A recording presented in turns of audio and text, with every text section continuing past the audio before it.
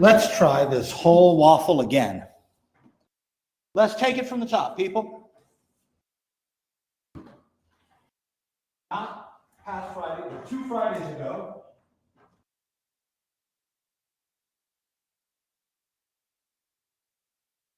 I asked how we find the line tangent to a curve. And we said, oh, okay, I'm going to take my curve. I'm going to have a point on it. I'm going to pick some other point. I'm going to draw the line between the two of them. And I'm going to take the slope of this line. And then I am going to change my point Q, bringing it closer and closer to my point P. So let me put some coordinates on here. We'll call this point A, with its y coordinate being f of A. We'll call our point Q X, with its y coordinate being f of X. If that's our correct set of coordinates, what is the equation for the slope MPQ?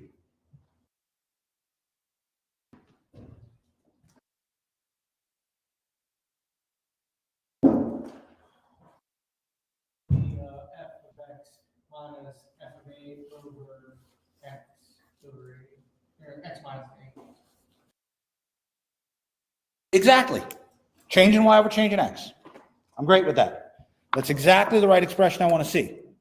But that's not our tangent line. Our tangent line comes as a result of letting Q get closer and closer and closer to P. Now, as I've drawn it, Q is to the right of P. That's not a requirement. I could just as easily put Q on the left of P. And I needed to do both. 2 weeks ago, that's exactly what we were doing. We were making tables, we were drawing pictures, and it was a great idea. But now I can say, let's look at this algebraically. If I want Q to get closer and closer to P, I can think of that as saying I want X to get closer and closer to A.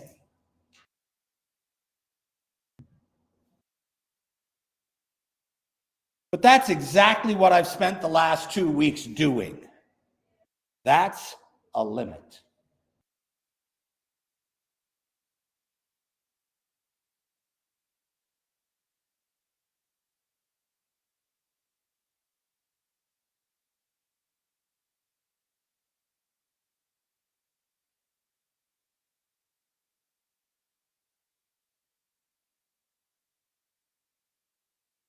And whatever I get out of this limit, if it exists, this is the slope for my tangent line.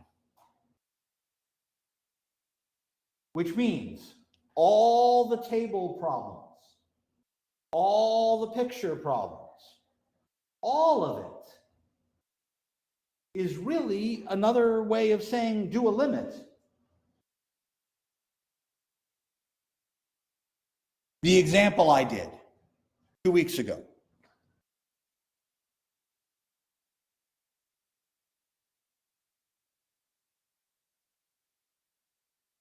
We made a table. We said x is 2, and then x is 1.5, 1.1, 1.01. X is 0, 0.9, 0.99, 0. And we said that this limit should be 2. I would like to do this entire process with no picture, no table. What that means is I make this limit.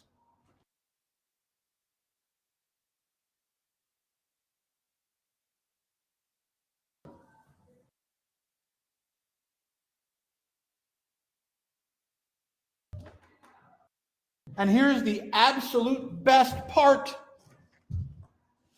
I know how to compute that limit algebraically. Because that numerator factors. One of my factors has the common factor with the bottom.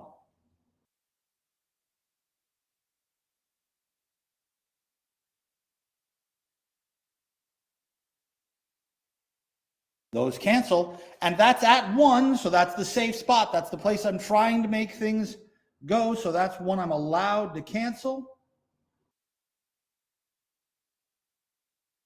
And that limit is 2. No more table, no more picture, just an algebraic approach.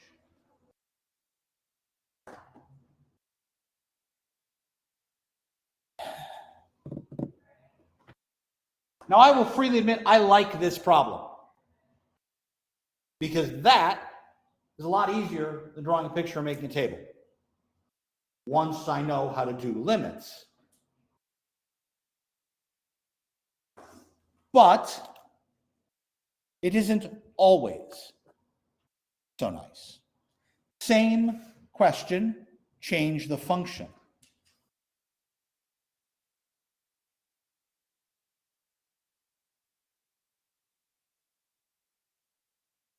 I would like the slope of the line tangent to f of x equals x cubed at the point 1, 1. Set up the thing I'm taking the limit of.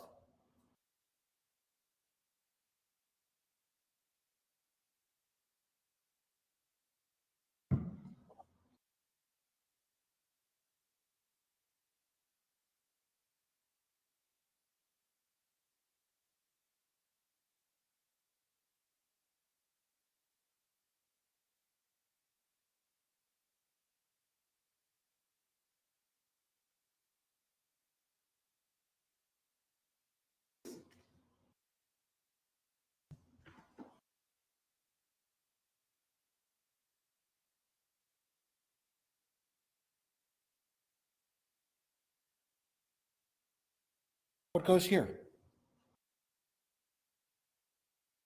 Leo? It would be x cubed minus 1 over x minus 1. And now I have a problem. There is a formula for the difference of 2 cubes. Do you happen to know it? You do? Great. X minus 1 times x squared plus x plus 1. You are the very first person in the 21 years I have been teaching who has been able to recite that formula. I don't know it. I'm glad you do. But that's a hell of a thing to memorize.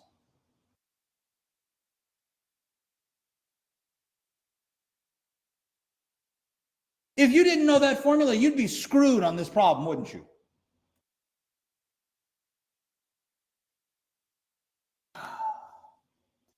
And I will say that when things get larger and more complicated, factoring gets uglier and uglier. And that becomes a bigger problem.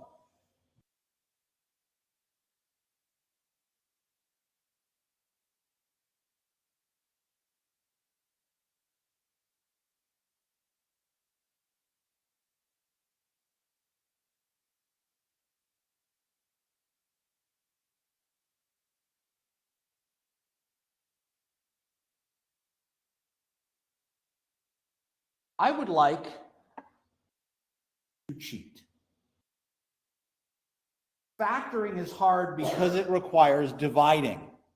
And if I didn't know this formula, Leo, my other option would actually be to do the long division.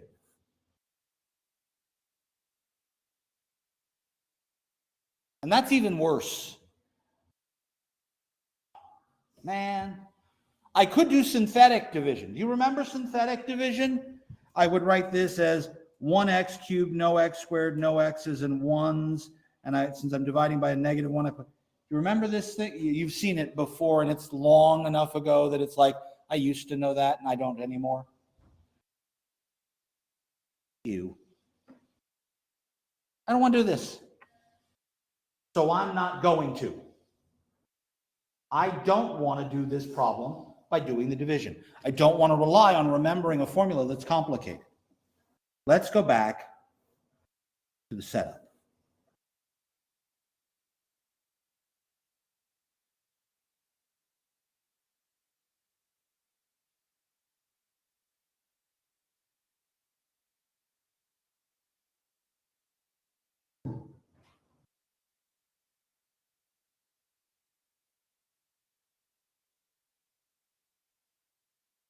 So here is the picture I started with. Here's my cheat. Instead of just thinking of this as some other x value, I want to think of it as some distance away from A. Now I'm going to write that as A plus some small thing, H. You don't have to use H. As a matter of fact, some textbooks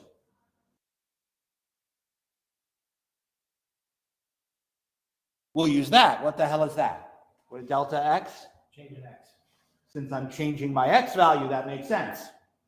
I'm going to think of H as my little change in x. But that changes this up here. And instead of x f of x, I have A plus H f of A plus H. Now I'm going to set up exactly the same limit. The same exact limit. Change in y over change in x.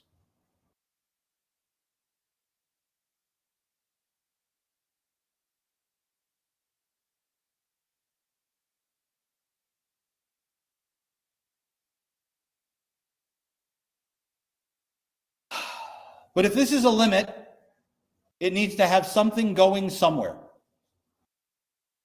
Previously, we were saying that we should let x get closer and closer to A. But that's the same as saying that the distance between them is getting smaller. So how can I write this limit in terms of the distance between x and A?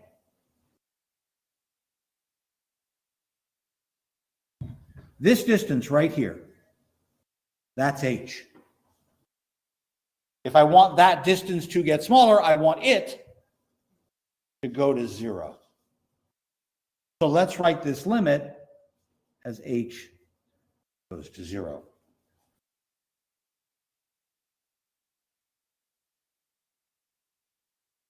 Hey, wait a second. What happens on the bottom? You get A minus A, you get a 0. You can't do that. Except I still have that H, right? Haven't finished this. I haven't finished the limit part. But I can now say what I really want to do is write it like this. You're absolutely right. I'm going to get a 0 on the bottom. If I'm lucky, I should get an indeterminate form. 0 over 0. And then I'll be able to do some algebra to fix it.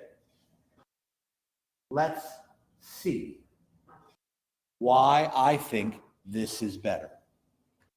I'm going to go back to the problem we were just looking at with x cubed.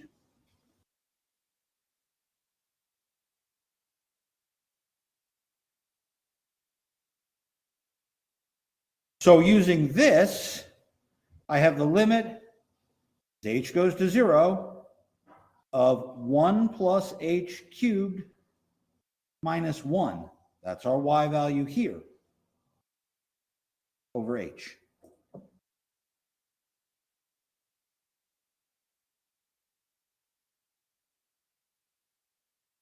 I don't have to divide, I have to multiply. Multiplying out is easier than dividing. So over here on off to the side, I'm going to say, wait a minute, 1 plus h cubed. I can multiply that out.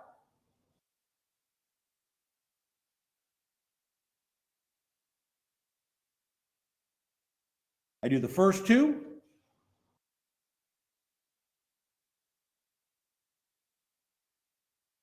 I multiply here.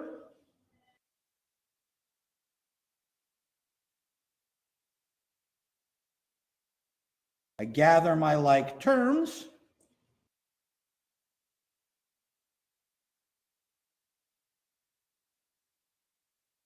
That places the expression 1 plus h quantity cubed.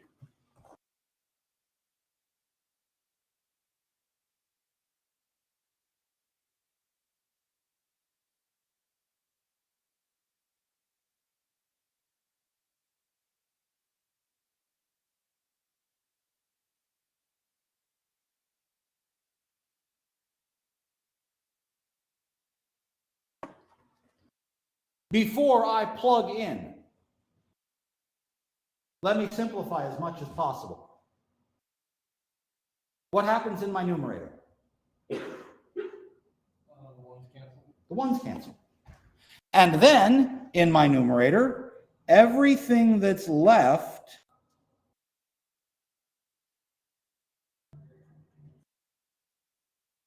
has an H.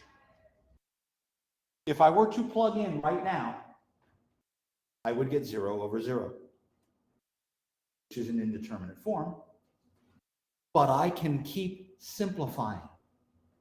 Factor an H out of the top and cancel it with the bottom.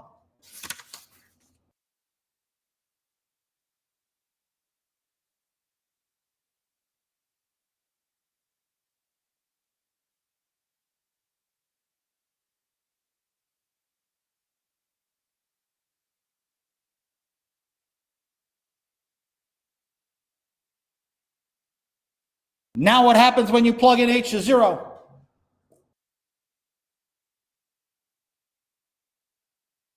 Which, by the way, is the same thing you would get using the formula that Leo gave me. For comparison, if those cancel, and then I put in 1, I get 1 plus 1 plus 1, which is exactly 3. So it works both ways. But in this case, I don't have a formula that I have to remember for factoring. Maybe you like factoring. Maybe you like dividing. You're welcome to use the other formula.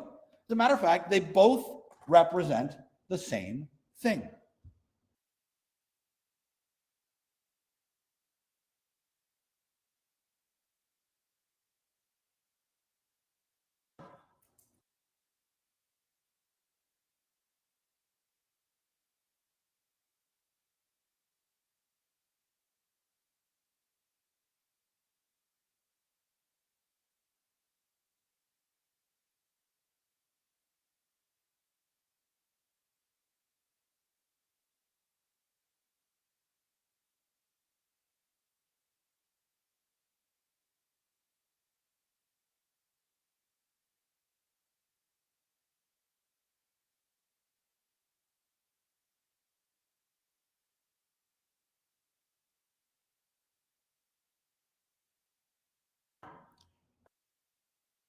Which one version you wish to use is going to depend on which part of the algebra you find easier to do based on your function f of x. But if you want the slope of the line tangent to any curve, f of x, at a given point with an x value of a, you can either use this version, f of x minus f of a over x minus a, or you can use the version with the h in it, f of a plus h minus f of a.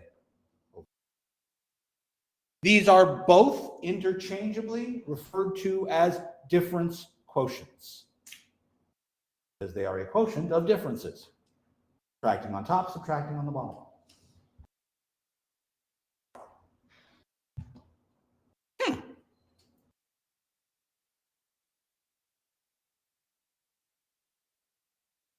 I believe in section 2.7, it's examples 2 and 3.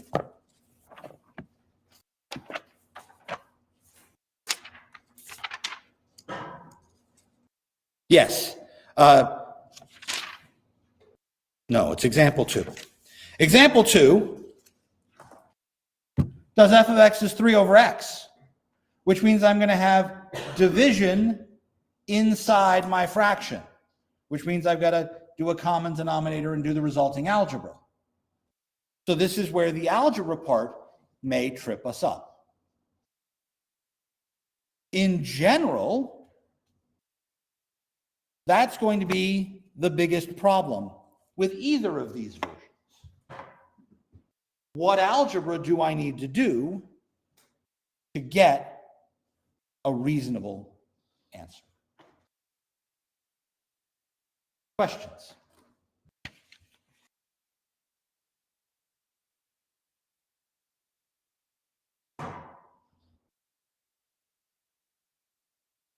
I like this thing so much, I'm going to give it a name.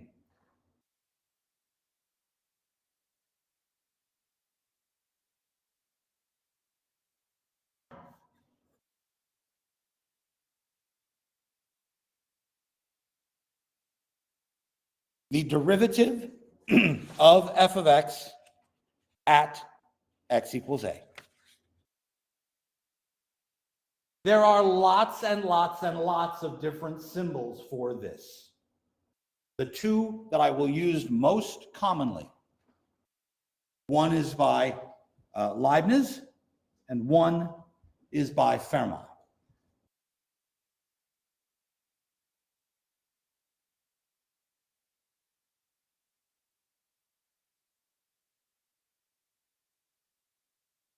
The one with the prime on it is the one most people like the most. I'll even read it, f prime of a. And it's written based on the style with which Isaac Newton wrote his papers on calculus. He used a little dot.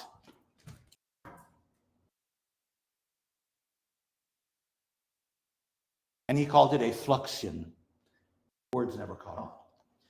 Gottfried Leibniz, writing his papers on calculus in Germany at the same time, used this idea of operational infinitesimals. You'll never hear those phrases again. But that notation actually comes up, and in my opinion, will be more useful later, so I wanted you to see it start.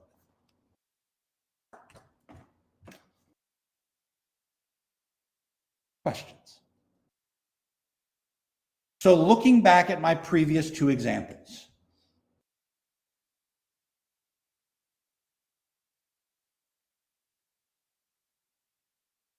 we had x squared. We did this limit calculation, we factored, and we got 2 as our answer. So the derivative of x squared at 1 is equal to 2. We did x cubed at 1, and we got 3. Depending on our equation, you can get any value you want. The limit may or may not be simple.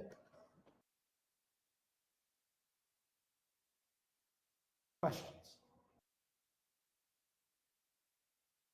If I go back 2 weeks in my memory banks, I talked about velocity as well, right? We were dropping an object, and I had the distance an object traveled, its position after I drop it is 4.9 t squared, t in seconds, s is in meters. So if I take an object and I hold it out the window and I let it go, the speed with which it is falling, change in distance over change in time, and we said that was exactly the same algebraic quotient that we had when we were doing the tangent line. This means if I want to know how fast this object is falling 1 second after I let it go, I'll do the exact same process we just did with this function instead of x squared or x cubed. The change in position over the change in time. Like slope, change in y over change in x. It's a difference quotient. It's exactly the thing we want to do, but we want to do it at 1 second. There's my derivative. That's saying I want to do s prime of 1. Tell me how fast the ball is falling 1 second after I let it go. But now I go through this entire process. Now, I have to ask you, which version? You want to do the f of x minus f of a over x minus a, or do you want to do the h one? Your call.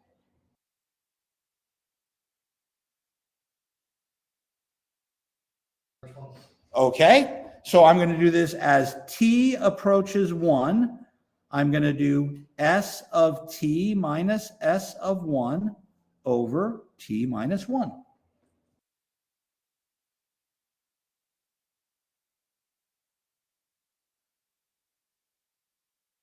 Well, s of t is this function right here, 4.9 t squared minus 4.9 times 1 squared. I put in 1 for my t.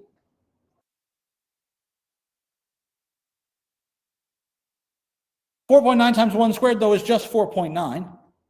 So that makes my top a little easier to work with.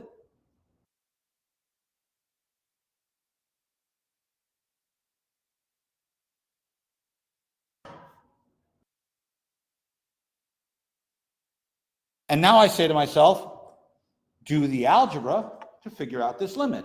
Because right now, it's 0 over 0. If I factor a 4.9 out of the top,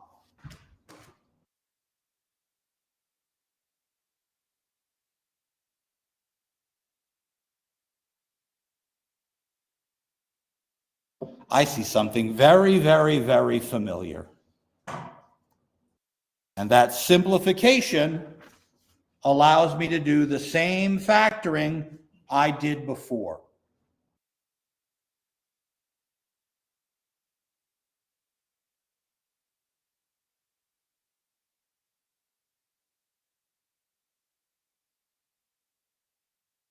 And these two factors cancel.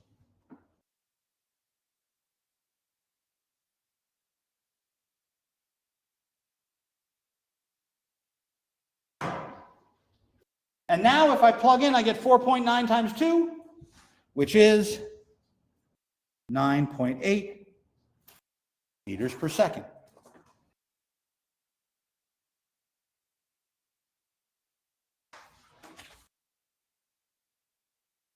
If I were to say that instead of wanting to know what is going on at exactly 1 second, I wanted to know what was going on at any time, I could actually leave the letter A in there.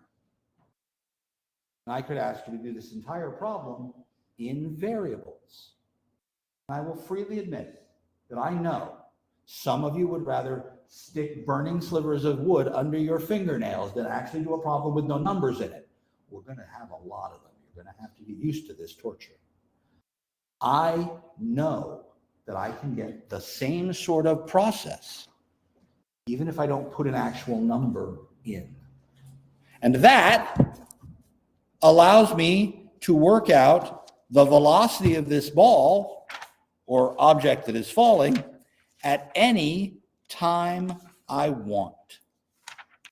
So to that end, on page 143, they did exactly that calculation. Here in example 3.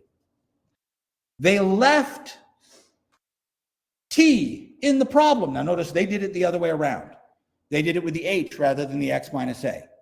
Oh no, big deal. I like multiplying more than I like factoring, so I would have done it this way, but Gavin, you suggested the other way, and it worked.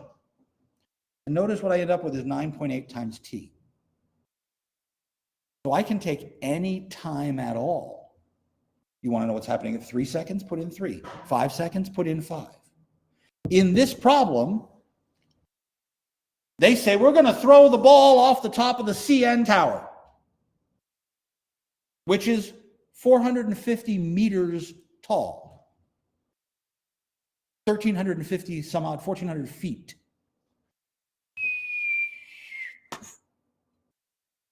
How fast is it going when it hits the ground? You know the rumor about throwing a penny off the top of the Empire State Building? If it hits somebody, it'll break their skull. No, it won't. But if I drop a lead ball, it might. So let's actually figure out how fast this thing is falling. Well, I need to know how long it's going to take to hit the ground.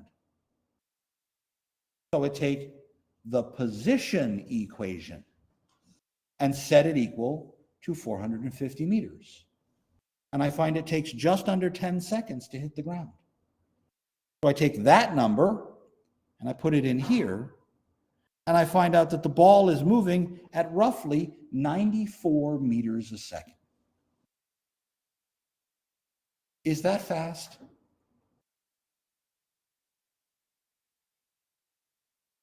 How fast is that? It took 10 seconds to fall. This is the problem with working in meters per second. Meters per second is not a unit you necessarily have intuitive understanding about. On the internet, grab your computer, grab your phone, whatever, tell me 94 meters per second in your preferred unit. Miles an hour? Kilometers an hour? What unit do you like using? I think in miles an hour because I drove here this morning. I'd like to know how fast that is. But if I were English or Canadian, I might think in kilometers an hour because that's their driving speeds. I need to know what unit you're most comfortable with. 94 meters a second is how many miles an hour? 210. Holy crap. I just let it go.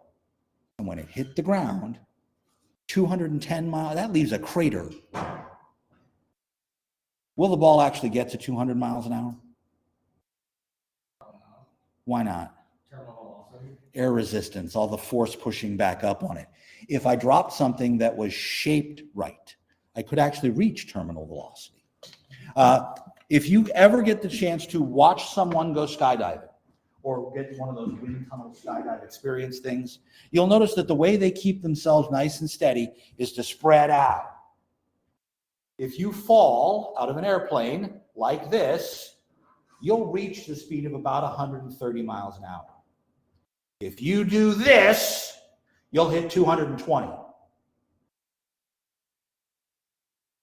All you have to do is lower your wind resistance.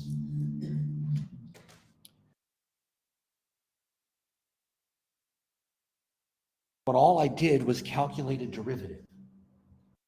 This derivative was a slope. But in this case, the units of that slope, change in meters over change in seconds, becomes speed, velocity. Well, what if I had something else that was changing? I take my bottle of water, I tear open the little packet of Gatorade stuff, and I pour it in and I shake. The concentration in the fluid goes up as I shake. I'm diffusing my chemical. That's speed. But I'm measuring my concentration, moles per liter. I add a drop of food coloring. It's really concentrated right at the top, but then it bleeds out to everywhere. Again, a change in concentration over time.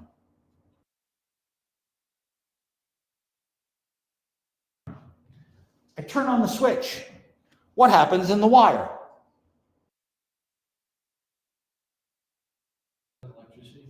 Electricity moves. The change in the number of electrons in a spot per second, coulombs per second, is amps.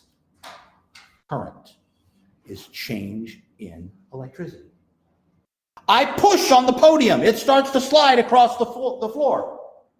I am using force over distance. Change in force against the change in time, the change in energy is work. I have applications in physics out the wazoo. Chemistry. I remember I was going to add something that was going to change the color. I shine a laser beam through it, polarized light. I shine the laser, and as the chemistry changes, the light turns. As a matter of fact, sugar. Sucrose, table sugar, is 2 molecules, glucose and fructose. Glucose and fructose are simple sugars. Sucrose is a compound sugar, a complex sugar. The first thing that happens when you digest sugar is that you break sucrose into the two pieces. But glucose turns one way and fructose turns the other way. So when you shine light through sugar water, it stays the same. Now add something that eats sugar, like a plant. Which one does it eat first, glucose or sucrose? By figuring, glucose or fructose. By figuring out which way the light turns, you can figure out which one it eats first. That was a research experiment done here by one of our students on the optical polarimeter on the 3rd floor of Lynch Hall. How fast does a chemical change occur? Rate of reaction, right? If my reaction happens at a very fast rate, well, then its byproducts can be produced quickly, right? Well, I can add a catalyst to speed something up or slow something down. The change in reaction rate, I can accelerate it or decelerate it. I can be blunt. I make widgets. You go out and buy widgets. I sell them. Change in cost for the number of things I make. Change in price for the number of things I make. Change in gross revenue. Change in profit. All of those changes are derivatives. I don't care what field of study you want to look at. There's a derivative in it. One of my favorites, radiation. Sounds crazy, I know. Living things make carbon. When you die, you stop making carbon, and your carbon starts to change atomically. Carbon-14 is slightly radioactive. Carbon-12 is not. Over time, if you're not making new carbon, the amount of carbon-14 decays. I can tell how old something is within the last 4,000 to 5,000 years by measuring how much carbon-14 is in it. This is called, surprising hopefully no one, carbon dating. Carbon dating gets done on paint. Organic paint, tempera paint, was made with egg yolks. Renoir, gotten the gentleman's name with a T. I want to say Tiamat, and I know that's wrong, but a lot of painters made tempera paints and used them. One of the greatest forgeries in art ever committed. A gentleman faked a Renoir painting. Oh, no, sorry, a Matisse painting. Faked several of them. Sold them to the Nazis. He was arrested and put on trial in The Hague for selling art to the Nazis. And he said, I didn't steal these Vermeers and Renoirs and such. I painted them. I'm a fraud. I faked the art. And they said, we don't believe you. They put him in a room with all the supplies he claimed he needed, a canvas, and he painted a Vermeer that passed inspection by 5 major museums. They went back and carbon dated his paints. All of his paints were less than 20 years old. All of the paintings were by artists who'd been dead for 200 years. Their paints were older, and they used carbon-14 to check.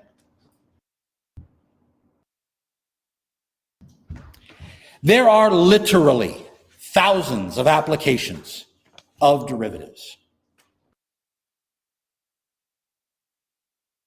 But when I do these in general, I tend not to want to pin down one time or one object. So doing this at time 1 bugs me. What I would rather do is do this in general.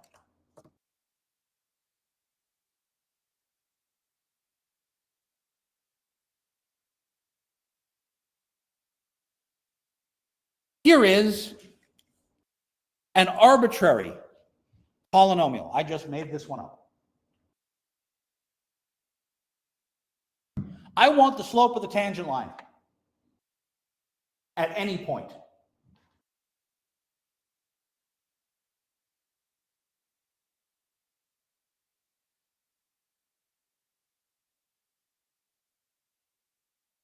Advantage number one. Because I've written it as f prime of a, I can use my limit definition. I'm just not going to put in a number. I'll do it in a. When all is said and done, I should end up with some expression with a's in it. Then you can pick an x value, we can plug it in. Second advantage, I don't want to factor. I'm going to use the h version. All I have to do is multiply. That to me is better. But that means I need f of a plus h minus f of a over h to get my derivative. Notice I'm not even writing out the limit part yet. I'm just going to do the algebra. So over here, I'm going to say, wait, I need f of a plus h. That's 2 times a plus h minus quantity a plus h cubed.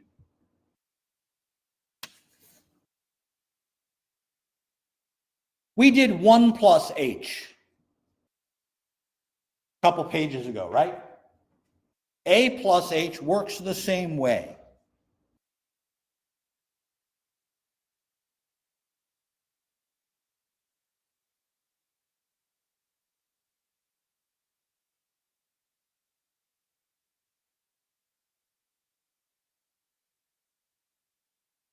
I did that multiplication off to the side on a separate sheet of paper, and I just wrote down the answer. I promise I will show you a much faster way to get this answer than actually doing the multiplication out longhand. All I have to do now is carry through this minus sign. 2a plus 2h minus a cubed minus 3a squared h minus 3ah squared minus h cubed. This whole thing goes here. F of a is just 2a minus a cubed. So now I have my difference quotient. To find the derivative at a, I do the limit as h goes to 0. F of a plus h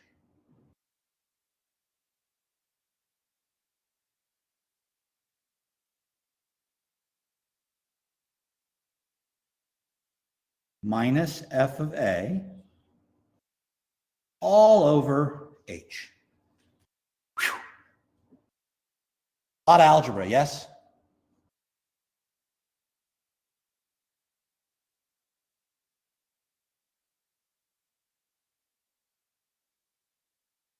But again, if I were to just plug in h equals 0, I would get 0 over 0 here. So let's do whatever algebra I can do to simplify. And I start to notice these two terms back here, the 2a and the a cubed, they have corresponding terms here. 2a minus 2a, negative a cubed minus negative a cubed.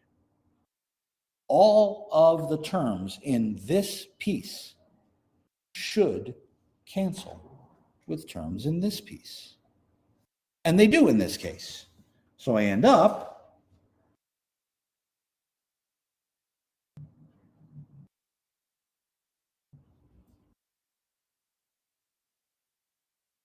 with this.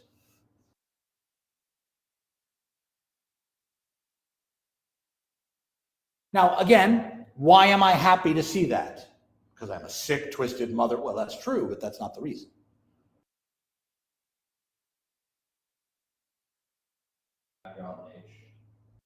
And then it will no longer be 0 over 0.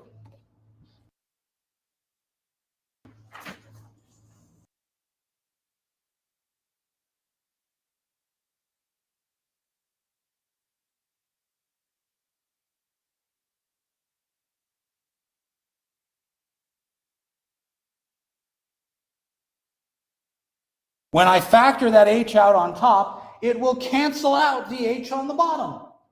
I don't even have a fraction anymore, which means now I can go ahead and plug in h.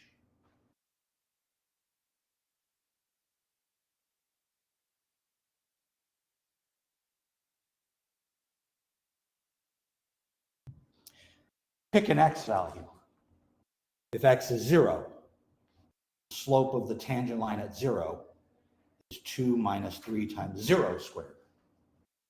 You want the slope at 1, 2 minus 3 times 1 squared. You want the slope at negative 3, 2 minus 3 times quantity, negative 3 squared. So just making sure we could always use f a plus a minus f a. That's my favorite one. On our Canvas page, in the web links section, you will find a link that many of you will consider to be absolutely absurd. That link is to a show. The show is called Calculus the Musical.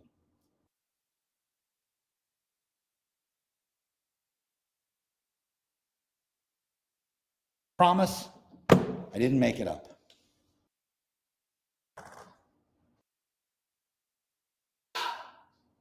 They have songs for all of the math rules I want you to learn, including this one. Do you know the song Istanbul, Not Constantinople by the band They Might Be Giants? I see a couple of people nodding. F of x plus h minus f of x all over h. As h goes to 0, it's the formula to find the derivative. Find the slope at 1 point. I've memorized the formula by remembering the stupid songs. It worked for Schoolhouse Rock, it can work for calculus, damn it. Limits are in here, and all of the derivative rules I am going to teach you moving forward are in here. Because I am a serious geek, during the summer, I grade the AP calculus exams. If you've ever seen somebody take an AP exam, there's a multiple choice section, there's a free response section. There's 6 problems, and you write all your answers out. I go sit in a room with 900 other math geeks, and we all grade them. It's insane. It takes a week, 8, 9 days. It's a wonderful time. I know, I'm a sick person. The theater company that did Calculus the Musical came and put on a show for the AP group and said at the end of the show, you guys laughed in places we've never gotten laughs before. And somebody in the audience goes, yeah, we're the target for this game, no question about it. All of the history of the development of calculus is in this show. It's a cute song. Yes, I like this one better than the other one. They both work, but I think this one works easier. Now, here's another interesting generalization. I didn't say what this function meant, right? We thought of this as the slope of a tangent line. But if this function is position, we get velocity. If this function is velocity, we get acceleration. If this function is cost, we get change in cost. But we're not measuring an average rate of change. We're measuring the rate of change at 1 point in time. So really, a derivative is an instantaneous rate of change.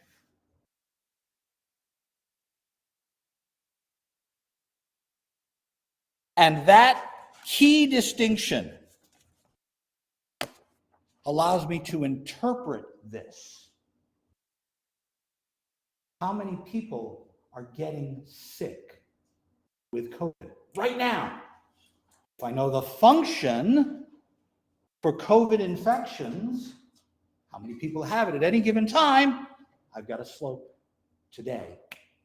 How fast is it growing or falling? Are cases getting more or fewer? Now I can start using this interpretation to make decisions and influence policy. Useless crap, I'm not going to see it anywhere. We closed the school 4 years ago, sent everybody home. I don't want to do it again. Have a wonderful day. I will see you all on Monday.